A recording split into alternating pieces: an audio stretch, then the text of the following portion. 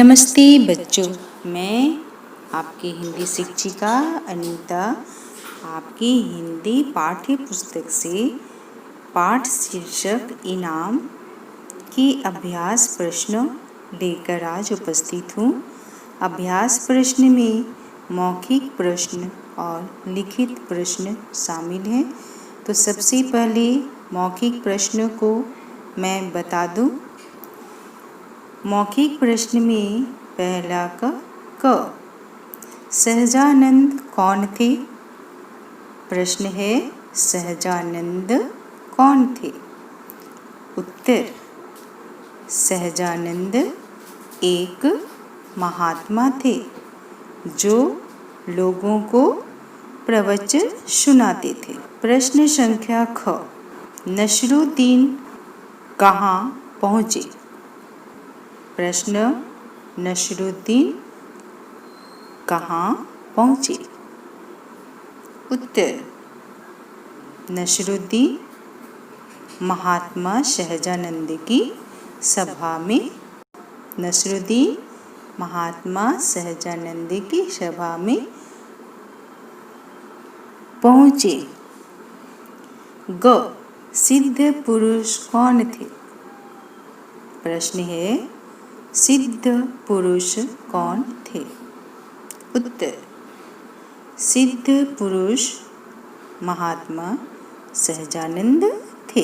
लिखित प्रश्न, लिखित प्रश्न में देखेंगे दूसरा क सहजानंद के अनुसार परमात्मा की प्राप्ति कब हो सकती है?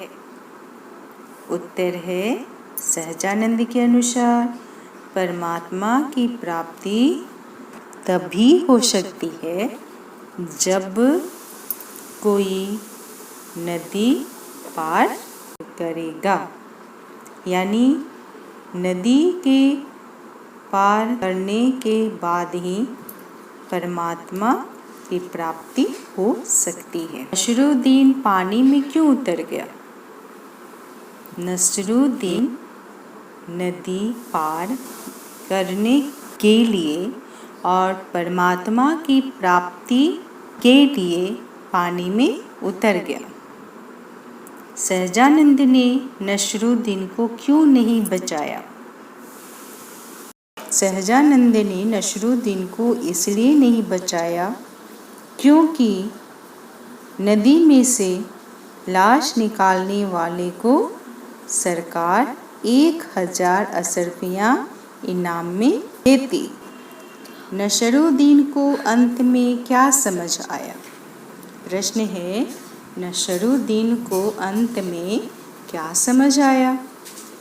नसरुद्दीन को अंत में यह समझ आ गया कि बिना सोचे समझे किसी की बात पर यकीन करना उचित नहीं है।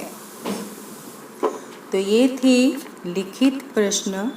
आगे देखेंगे वैकल्पिक प्रश्न। वैकल्पिक प्रश्न में जो है 3 का क नदी में कौन उतर गया? नदी में कौन उतर गया? महात्मा जी, नसरुद्दीन या भक्त? उत्तर क्या होगा?